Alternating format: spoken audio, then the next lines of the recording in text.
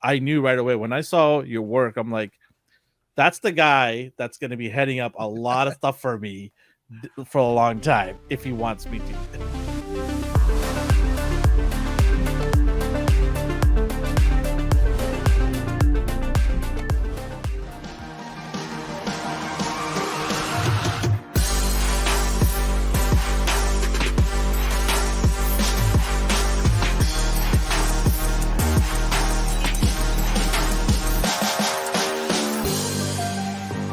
What's going on, everybody? Welcome to ANR Spotlight. We haven't done one in a while, but I had a feeling I had to do this one. It's been a long time in the waiting for this one. I've been so happy to get finally this gentleman to come on our show and talk about this thing that you see behind me right here, the city diorama. So without further ado, I'm going to bring in Mike from High School Creations. Hey, Hello, what's going sir. on? Good, man. How are you doing? Good. How about you? Good, man. How's the weather over there? It was been great, except for today. Today we got rained out, so no T-ball game. So it's been raining and pouring all day. But, I see, good weather outside. Is that your shirt? Is that your T-ball shirt? That's my T-ball shirt. Oh, I just happen to be. You're ready to go. I'm like, oh no, it's raining outside. Oh man, is it? You're in the Carolina area, right? Yeah, Carolina East Coast. So is it hockey? Like people are going crazy about hockey right now because they're in the playoffs.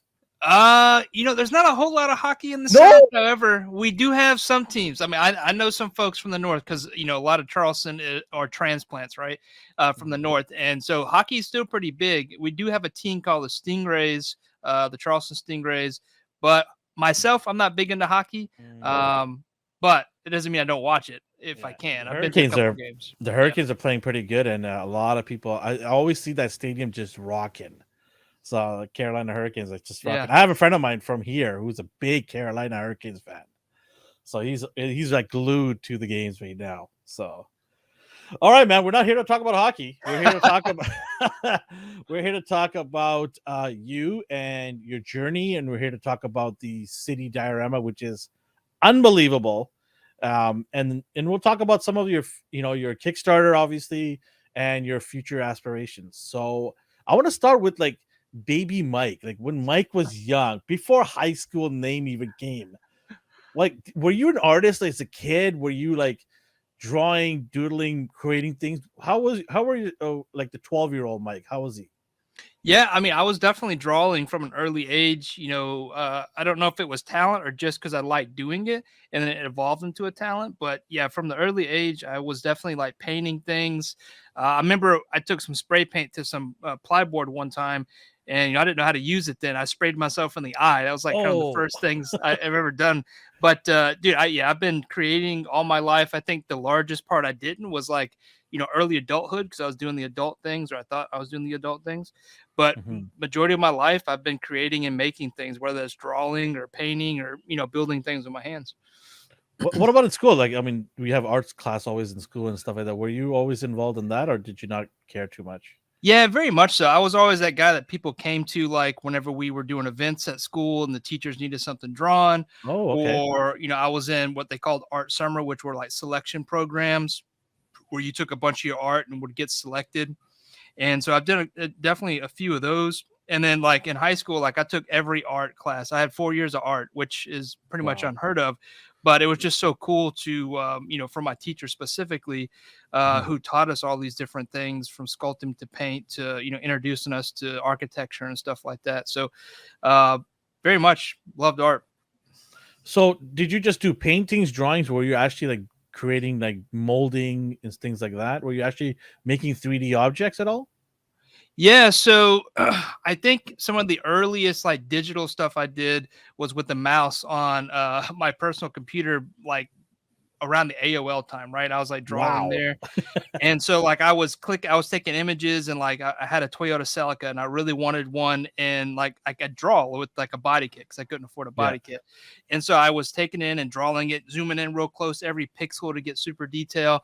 And little did I know that was going to be the future for me drawing on an iPad. But as far as like digital sculpting and stuff, that was still all new, but I was hand sculpting things. We did especially in art class, like things from candles to, these large paper mache things. I remember one of the big things for me was like we were supposed to make these paper mache and they weren't supposed to be big, but I did this dinosaur head.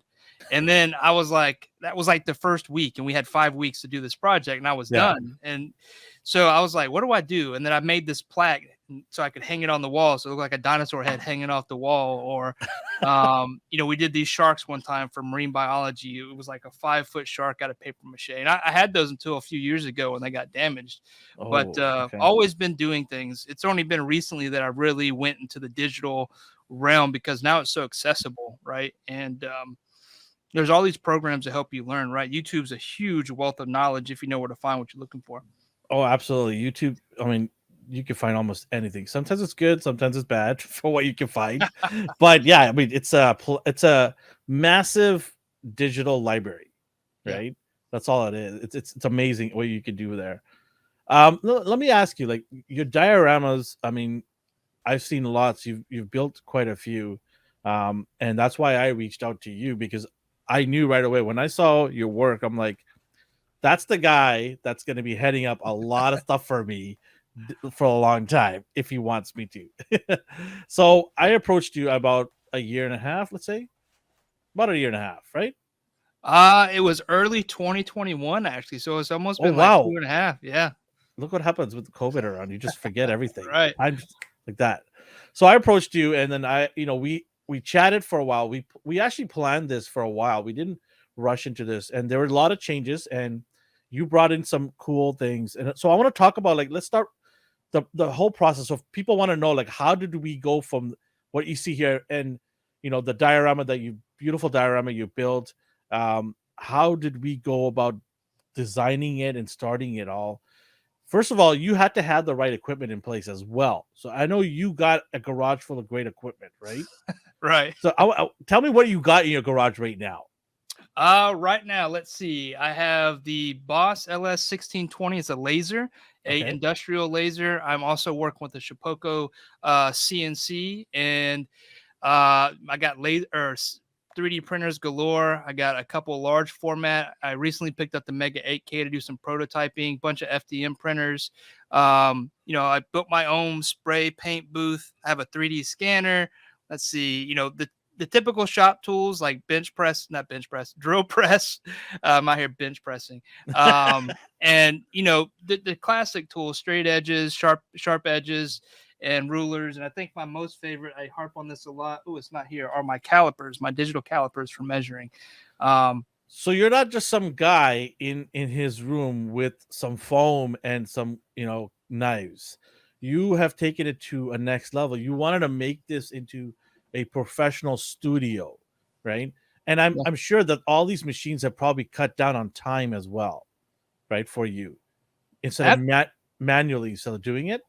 Yeah, absolutely. So for the longest time since once I figured out I was good at this and people were coming to me to have things built, I was like, how do I, because the biggest cost a lot of times with dioramas is the time that, the maker invests in it. And I've always wanted to get that down, but be able to reproduce so I could get these Replicate out. it faster, yeah. Right, exactly. Through some sort of automation tool and then do it, with precision. And so I first started experimenting with the laser. I think that, or not laser, but the CNC. That was the first big tool I got, Shipoko 3. And I started doing bricks that way. And that year I did a bunch of corner dioramas. This was 2020. And so I did like 12 to 15 of those corner dioramas using the CNC to cut windows and bricks and all these things. And then early 2021, I ended up getting the laser. I saved up all my lunch money. This thing was expensive from the year before and bought the laser and started experimenting there. I didn't know exactly what I could do, but I was just cutting everything. I think my buddy Kevin was like, I was a kid with scissors. I was just like cutting everything I could cut, Things were missing out of the kitchen where I was like engraving our name with the laser. And then later that year my kids were like, hey, let's build a dial, let's cut it on the laser. And not so many words like that, but they're like, hey, let's use the laser to do this. And I was like, I don't know if I can do foam. And so I started messing around with it, and I figured I can engrave foam and cut foam. And so that Game really changer was right a there. big game changer. Yeah. Yeah. Because the typical material for dioramas, especially for like action figure dioramas, is XPS foam. on top of other materials. But once I was able to cut that with a laser, like it changed how I design everything. So now everything, and I think this is what's going to get us into where, we started with your dio. Everything is now when I start, especially big projects, start in digital space. I start designing in that space, and then I go from there. So, because you've mentioned so many different tools you got in there and your digital creations, did you take courses after high school, or did you learn all this on YouTube and yourself? Some was in high school and self education. I did, my first what I thought I wanted to do out of high school was in the digital arts realm. So I went to school for several years for digital art, specifically like marketing, and so I realized very quickly like I didn't want to do that. I didn't think I could make a good living off of it, but I got to mess with video editing, topology, doing all these different creative things in the digital space, including some 3D sculpting. But then, it was only about 5 years ago that I picked up an iPad and started drawing. I was like, oh, this is really cool. And it got me thinking, oh, I can take all this stuff I did in high school and bring it Mhm. back and colorize it and then share it with people. And, I just, started collecting after that. And it led to building cosplay. And then it just, in my career, my day job, I actually am in the technology, realm, and that's constantly changing. So I'm always having to self-educate to keep up. And so it's natural to me to question and then go find answers, right? And so Mhm. that's where a lot of my learning has come from, just experience, failure, and then, just keep building on top of that. And so YouTube, Instagram, all the creators on Instagram, that has helped me build to what I am today by learning what they're doing, the tools that they're doing, the techniques, kind of, practicing their techniques and then making it my own. So a lot of self-education, and always wanting to get better. From the day you started to today, obviously there's been huge incremental leaps and bounds of you adding things to your repertoire, getting better at crafting. Do you, because how many years has it been now since you started? 4 or 5 years. Dioramas, yeah, about 5 years. So from last year to this year, has there been a massive jump in what you could do, or it's just small or not because you've already made that big jump from getting all these tools into your garage now? Has there Uh, been changes? Like, have you improved? I think so. Yeah, I think from the very first dioramas, I have some up on my shelf I'm looking at now, to Mhm. what I'm doing today is definitely different. I approach them differently. I use different techniques. I'm incorporating these higher end, technological tools. Um, Overall, definitely better and where I want to be. But Mhm. I'm never going to be done, right? I keep wanting to You advance. always want to raise the bar, kind of thing. Yeah, and that bell curve, like if I sense there's a bell curve coming, I do something to change it, right? That's either bring Hmm. in a new tool or I start researching how to do something differently. I don't want to become stagnant. I want to keep growing because, to be honest with you, I'm never going to be happy where I am. I'm always going to want to do better. I love that. I love that because if you are plateaued and that's it, because there's Right. always going to be other people out there trying to surpass and do other cool things. So you want to keep evolving, keep getting better. That goes with anything in life, right? You Hmm. just want to get better and better at everything you do, right? Let's talk about now this dio. So we talked about this. I messaged you and I said, listen, I'm looking at doing a city diorama. My idea at first was sort of like the Into the Spider Verse first movie that where Miles and Peter were sitting in the cafe having their burger and fries, and I wanted something like that. That's where my starting point was. Hmm. I wanted a see-through window where I could see characters sitting down in the booth, and from there it kind of erupted into a city. And you're like, hey, why don't we do this? I'm like, oh, that's good. That's pretty good. Okay, what about we do this? And then it became what it is now, our gargantuous city. But did you at any point go, did I put too much on my plate? Have I chewed too much? Like, were you nervous at all when you sort of got this, or you're like, nope, I got this? I think I'm always nervous, but at the same time, that inspires me to do more. Like if I have that sense of uncomfortable or that challenge, right, it makes Hmm. me dive in and dig in even deeper. Yeah, Kind of like I don't know if you ever heard that lobster, but right before the lobster molts that skin, it's super tight, right? Because it's growing inside, it's uncomfortable, and then it's got to split its shell and come out, right? yeah. So I mean, that's kind of the same idea here. Like I will take on a lot to challenge myself. And this was one of the big ones. And I wanted this to be a standout piece for me. Yeah. And so, as far as in getting as big as it did, that wasn't intentional. But what I wanted to deliver was this awesome standout piece from High School Creations. And I Yeah. think I achieved that. I don't know. Honestly, like I've said it to you before in the conversations we've had when I had this delivered to my house. By the way, delivery was insane. I was on 6 giant boxes and a pallet showed up. Funny story. The guy actually got his pallet stuck in my grass. Oh no. He tried to make a turn on the sidewalk and he got it divvied in. He had to call some other guy to come and help him get the pallet off the grass. It wasn't the boxes. The boxes were light. Yeah. It just his pallet was heavy and it got dug into the grass, right? Yeah. But yeah, I mean, that was insane. I remember you putting it up on social media. People were just losing their minds. They're like, "What is that?" Right? Like, how many boxes does this person need? But putting it together, we had talked about making it modular. That was one of the things I said. If I want to change the look of the city, I should be able to do that. And you're like, "Yep, no problem. I got it." And how you did that was you put magnets on the panels, and you're able to shrink the city down, take away the alley, or put the alley in. Those were all these things that I never thought of how to make it modular. How did you come around and saying, okay, how can I make this into a multiple, different looking aspect of a city? Like, how did you come up with the idea of these magnets and these panels changing around? Well, so I think from the very start, especially with dioramas, like it's always been the idea to keep it modular. Maybe not as this large. I've never built before, but I've always built in a way so they're collapsible, so they ship easy. Also, you can change them around to get a different view or something like that. Magnets are pretty easy to work with. They're magical in a way, but if you line them up just right, and you have the polarity just right, you can flip things around pretty easy. And so, that for me was actually not that challenging, except till you get this large, right? Because I think really it's the centerpiece, that building with the McDonald's that's and we'll get to that in a second. Yeah.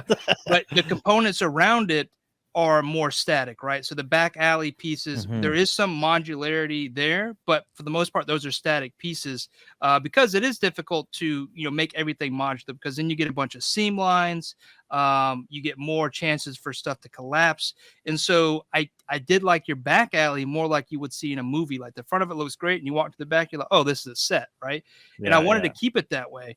So, your middle building and like the streets are configurable, but I mean, you could technically swap those large pieces around to get different views. So it's still pretty modular. Took advantage of the fact that I knew it was going on a pallet to be able to build, large pieces. But yeah, it was fun. I mean, the design itself, I remember talking to you, we started with the simple the components, right? The centerpiece was, it's really that front building with those big windows in some sort of cafe eatery type thing, right? Yeah. And, we floated some ideas of doing a grocery store / diner, but I think for that size, like it wouldn't really look right. Right. Yeah. And so I think having just a cafe in the front really sets it off. It looks really good. And then I just went to town, like going through like Google Maps. I love Google Maps for reference, because I can just drop somebody in New York and then just like, zoom around and look at things. And that's what I did for this piece. I got ideas architecturally, as well as color, as well as, details from roaming around New York using Google Maps. So where did the idea of the McDonald's come in? Because you messaged me like, hey, listen, I know you want a cafe and everything, but listen, what about a McDonald's? And I'm like, can you? And you're like, yeah. I'm like, okay, let's see what we got here. So tell me why McDonald's.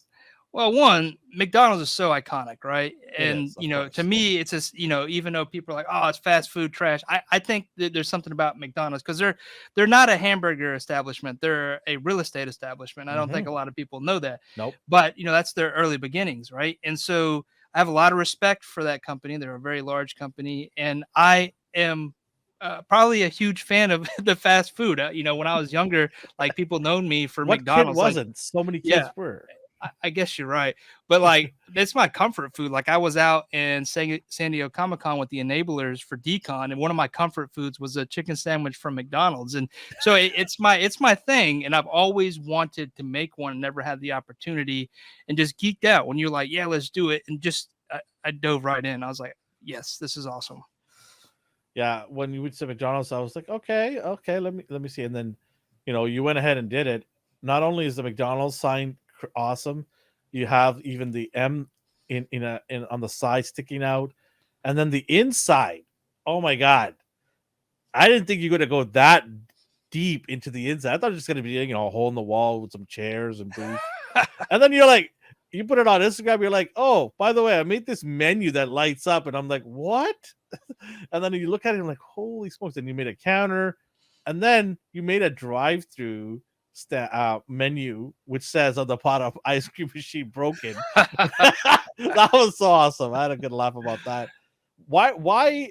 Like, what did you like? When did you like? Okay, you know what? This just kind of bare. I need to go the extra mile and put this stuff in. Like, how did that come about?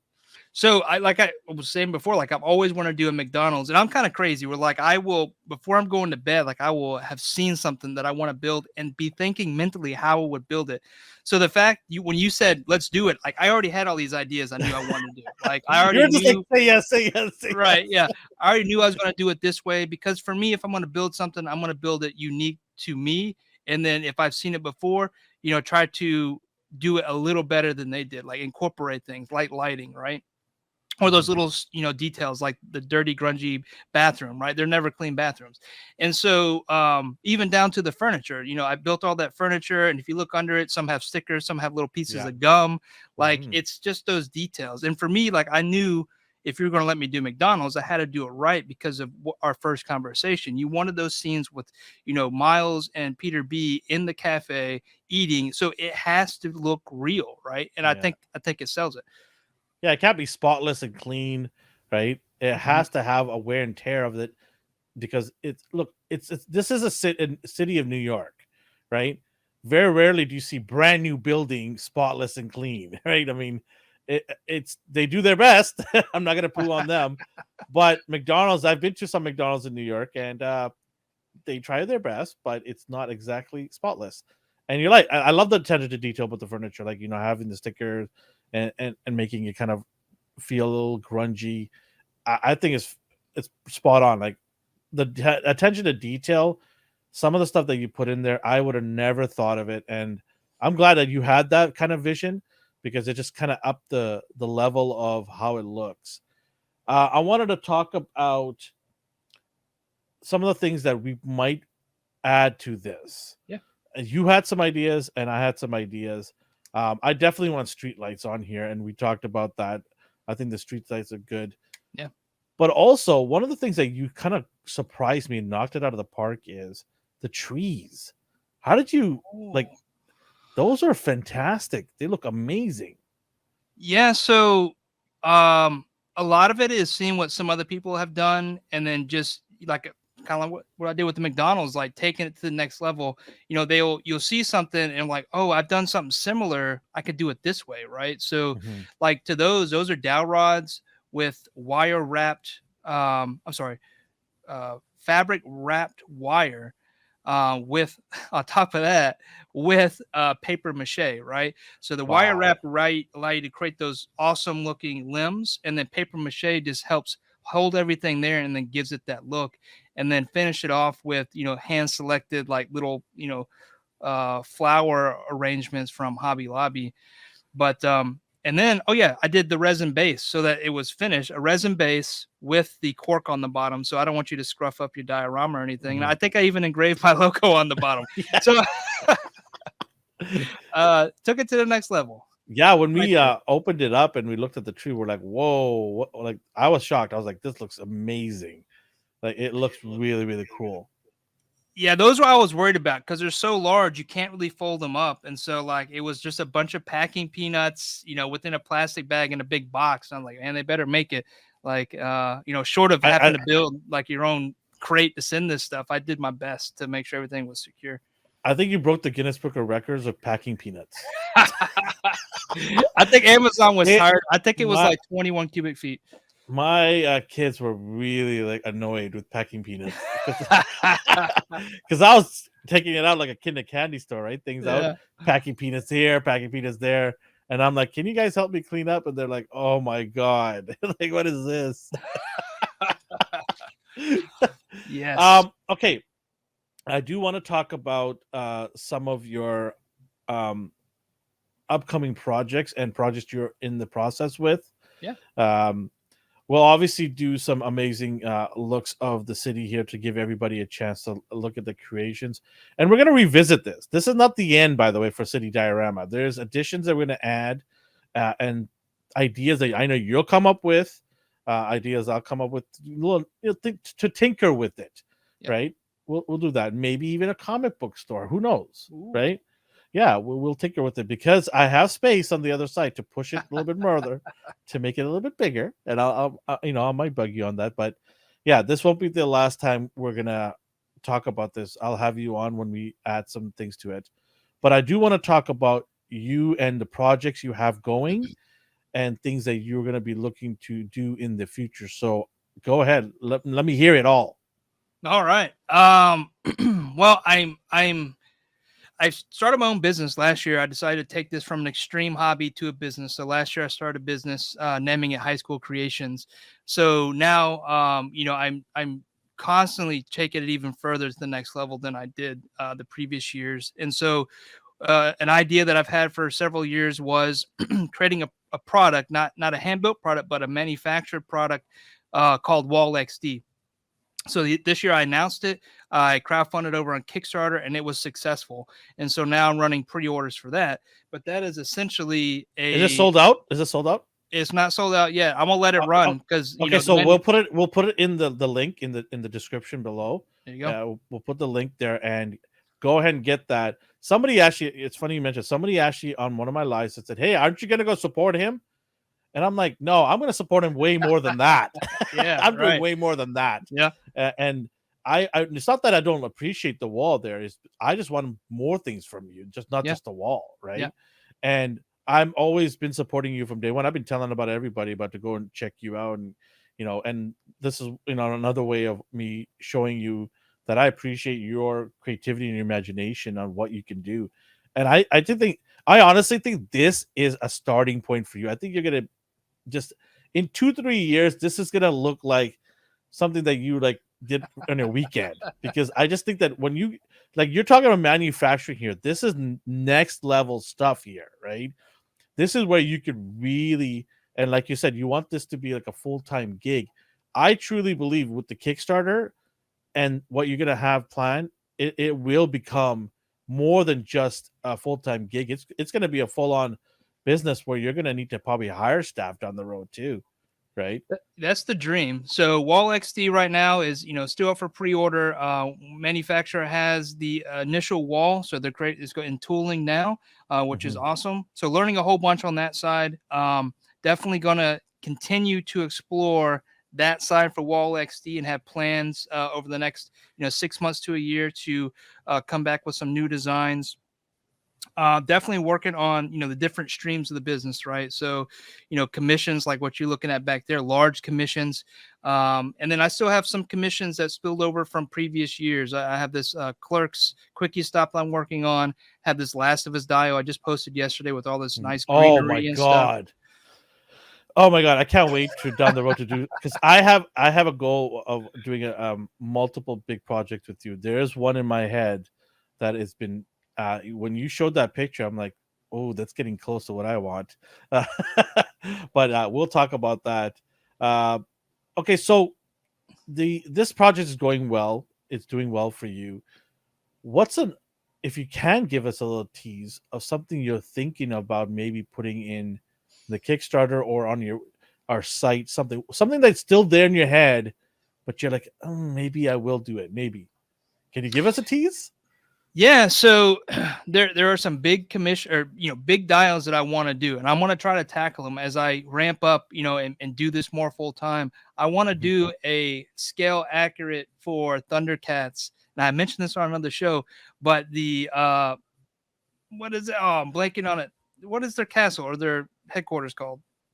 Oh, I can't Cat's remember that. lair. Okay, Cat's there you go. lair. Why is it so hard? That the actual Thunder tank would sit in, right? So I Yeah. want to do something like that. And I really think in the next year, year and a half, I'm going to attempt the first of it. It may take me many years to do, but I'm going to do something like that as a special piece for me that maybe I take around to some cons or something like that. Wow. Because Okay. there's not enough Thundercat stuff out there. You I just said right now a minute ago that it's something that I wanted to get done.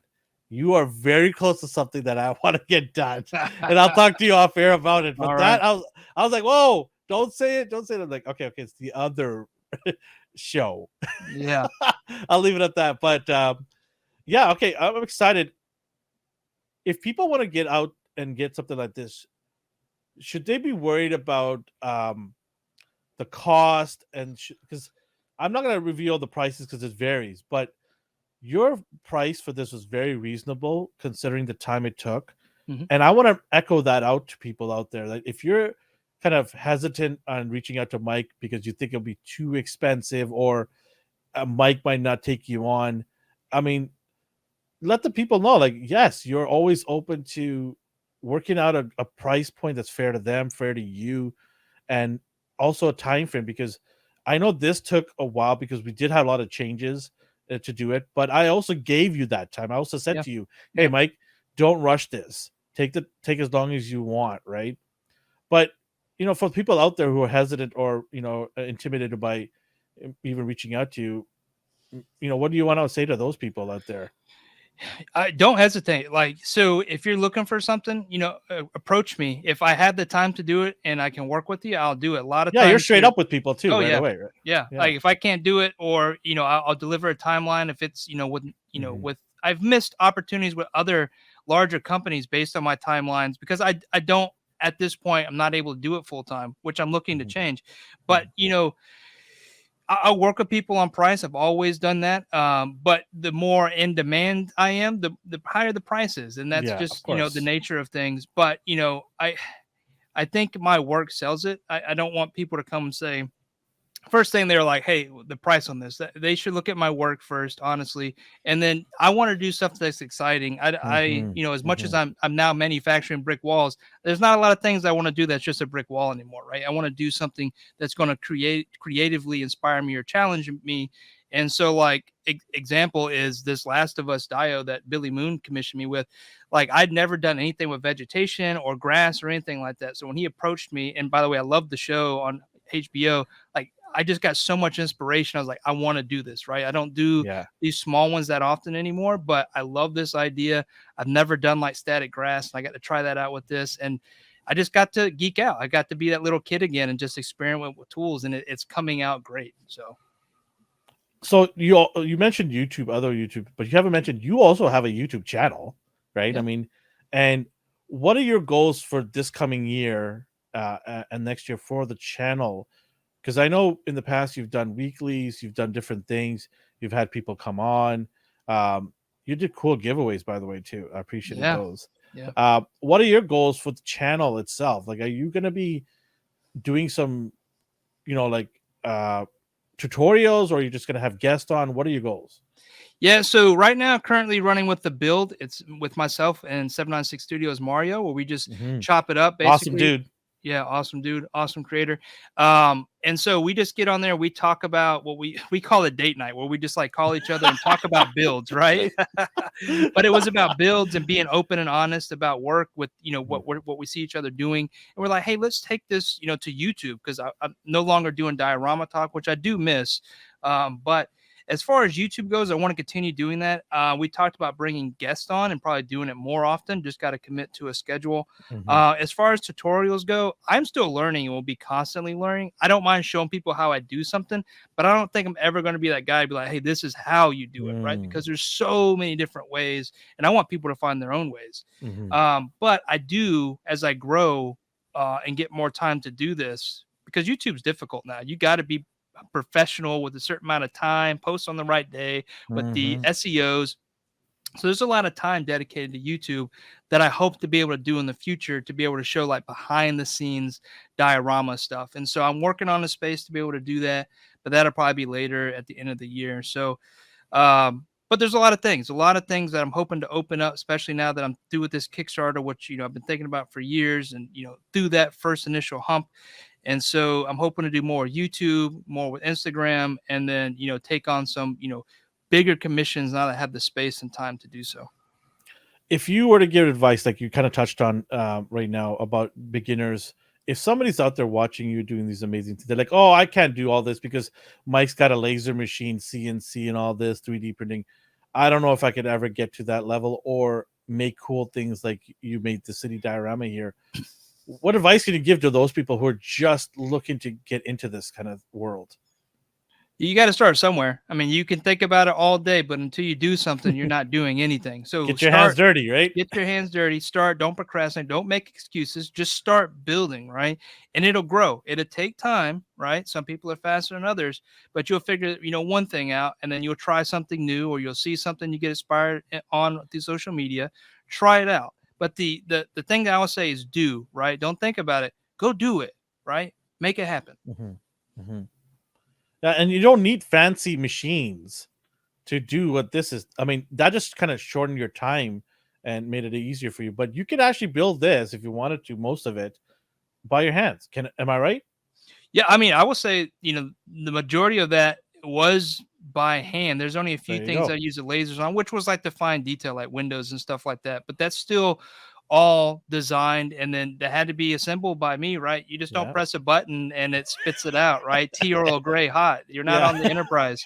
Um, so I think it's a different animal when you incorporate these tools. There's different kind of overhead when it comes to learning them, but you can achieve these same things with a straight edge, which I keep around. I still hand build those bricks. That Hmm. front fascia over the McDonald's is all hand cut bricks, hand laid bricks. See, there you go. So I still incorporate those things when necessary, but don't be afraid to start because you don't have a tool. You can start with a pencil, a straight edge, and an X-Acto. You can get those for probably under $12 at the dollar store or Walmart these days. So none of that should hold you back. Do you still have your earlier builds? I have a few failed attempt builds. My first brick wall ever died. I have a piece of it. It's up in storage, but I still have that. So in some ways, yes, some ways, no. But Here those, lately, those are like constant reminders to you, like, hey, this is where I started from, and this is where I am now. Is it not? They're like it trophies, right? is very much because it's like I said, it's all a learning process. It's you played Zelda. Like when you first start playing Hmm. Zelda, the map, you don't see anything on the map, but Nope. the more you do, the more that fog lifts and you get to Yeah. see all these things. Then you get to see the entire map, understand what's happening. And that's Yeah. kind of the same thing with anything you do, right? And specifically for me, it's that way with dioramas. Sometimes I find a new cave and I go explore and come out with some new tool. Yeah, and that's the reason why I mentioned that is because I wanted to echo to anybody who's wanting to get into this stuff is Mike started somewhere, and Mike's stuff at the beginning probably wasn't the greatest ever, but it was still you didn't get discouraged. You just kept going. You kept pushing yourself, right? And that's one of the things I hear from a lot of whether it be making dioramas or customizing action figures, things like that in our pop culture collectible world. People get discouraged right off the bat because they didn't do it right the first time, right? And it's hardly ever you're gonna make it perfect the first time around. Like, I mean, it's very rare anyone's gonna do it. And even if you do, you're always gonna poke at your worst, um, person that you're gonna go and look into and saying, okay, I did this, it looks good, but you know what? I could do a better job. It's always like that. It's constant. And the main thing is, like you said, just keep at it, and eventually you're gonna get to a level where you're like, ha, this looks really, really cool. Like this is Right. a work of art, right? Yeah, I mean, you got to have the passion. You got to want to do this. Understand, like high school creations, I grew from a passion to build and a love to build. It wasn't because I was aiming to be perfect, right? But Yeah. that just happened to be. I wanted to get perfect. I love doing this, and a lot of times I'm doing it for me, right? Even though Hmm. like I may be selling it, I'm doing it because I love doing it. Hmm. Got to have And that. Got to have that love, passion.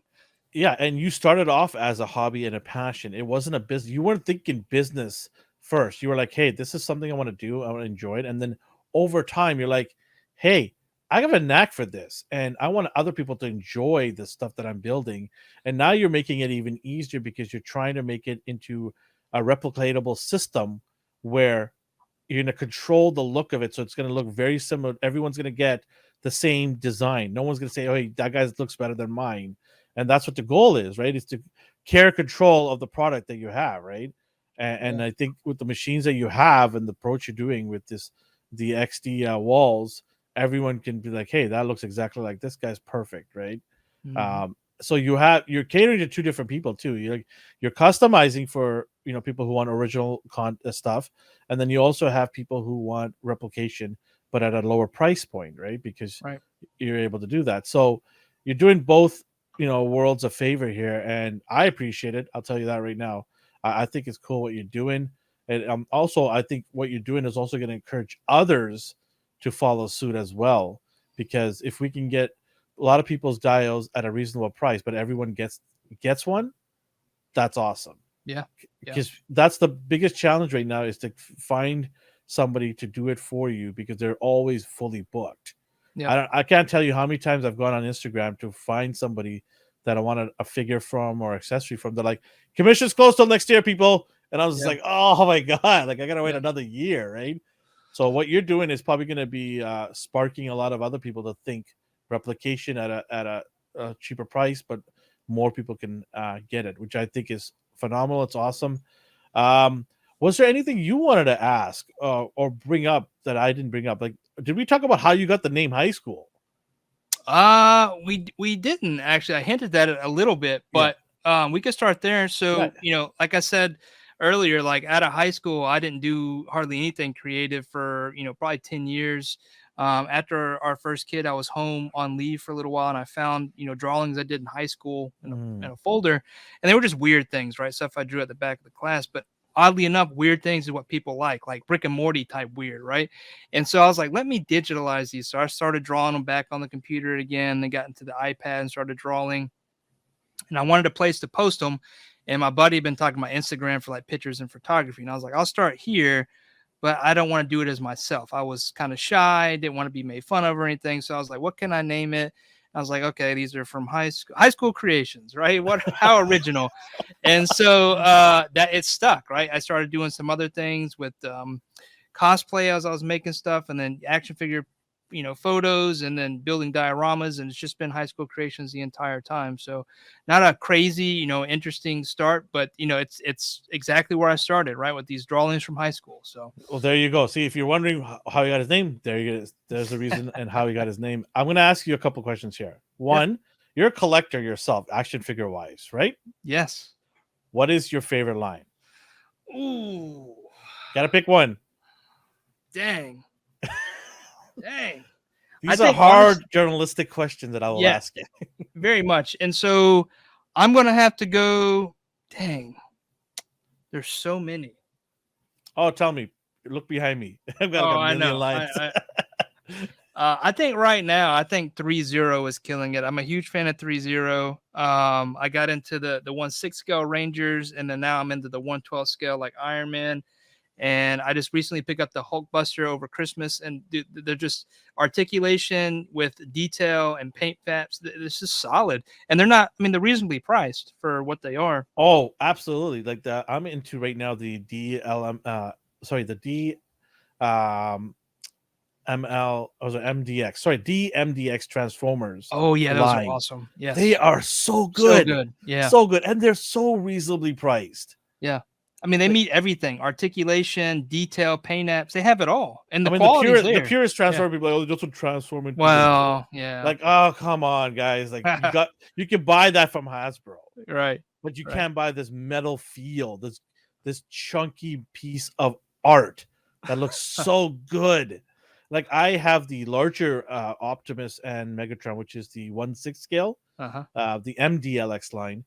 They actually when I took Optimus out, it actually smells like motor oil. Yeah. I was just like, this is insane. This is insane. And they articulate so good. And Yeah. yeah, you're right. 3-0 is just killing it right now with all kinds of stuff. Favorite candy or chocolate bar? Ooh, almond If you're joys.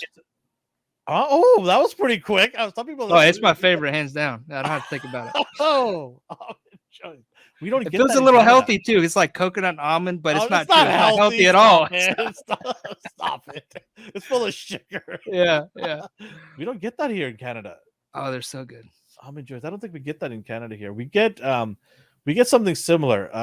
It's like the same thing almost. It's a I can't remember the name. It's coconut and almonds. It's the same thing, but just branded differently. It's in a white and blue wrapper instead of the red and white that you have there.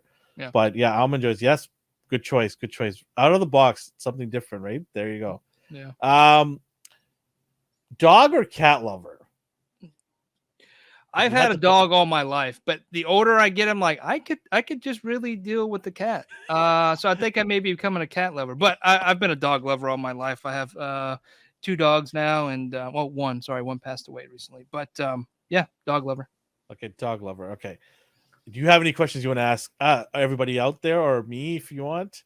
Yeah, I guess it's kind of the same question. Like you are a huge collector, and I got to know for you, maybe for this year so far, what's been your favorite pickup? Ooh, okay. That's tough, I know. Yeah, it is tough. I'm gonna go with Mafex. Ooh, The Mafex Marvel and DC line, mainly the Marvel, like the Gambits, the Black Spider-Man suit. oh, the comic book stuff. Yeah, they're killing Oh it. my god, it's just absolutely fire every time. I'm just waiting for them to just send me stuff from, whether it be Ami or Right. Big Bad Toy Store, whatever it is. But yeah, Mafex comic book stuff right now, top notch. That's my favorite. I would agree, and their DC line's really good too. They're probably the biggest import that I've ever pre-ordered. Like at one point, I probably had like 50 pre-orders over the past couple of years from Mafex. So yeah, for me, everything DC and Marvel, like their Superman is the best Superman I own. The Batman is amazing. I love them all. They're so good. The comic book stuff. Yeah, I love them all. but same thing, right? Their articulation most of the time is really good. They used to have those QC issues, which I don't see anymore. But they're meeting articulation, paint apps, and designs like the trifecta, just killing it. Okay, let me ask you a question here. Let's say you were not collecting and you weren't doing this diorama stuff. What is another hobby that you could easily transition into? Oh, for the longest time, I wanted to do wildlife photography. Oh, okay. Yeah. And I'm sure Carolina's got a lot of beautiful places too. Oh yeah. I'm a duck hunter. I don't do it a lot anymore, but I used to do it with my friends quite a bit. And I would take my camera. Even before I shot like toys, I was shooting like wildlife and early morning sunrises and stuff like that. I used to geek out before kids, right? Kids take all that time up, but now it's all internal, like in the house. What can I do? But I would love to do like wildlife photography. Get close to like gators and ducks, and I don't know. It'd be cool. So maybe down the road when you're kind of settled down a little bit more, kids are out of the house, you want to go back to maybe photography, right? Yeah, photography. I would kill to take. I buy figures with the sole purpose because I have these ideas to shoot them. Tell me about it. Tell me about it. All right, and so I would love to just one day be able to catalog all my figures by a photo that I took that's just like pristine, right? And I could never do that, but that would be awesome to do. See, when I set this all up, I have like a million things that I want to do with this city diorama, but I have a million things to do. That's the other thing, right? Yeah. It's like every weekend, when the team comes here and we're planning out for what's to do next, it's just like, oh, can I get some alone time? And then when I have the alone time, I got to spend time with my wife and kids, which I love doing. Yeah. But it's just like when you take all of that and minus out, you only have time to sleep. That's it. Yeah. Like, do I sleep or do I take pictures here? Right.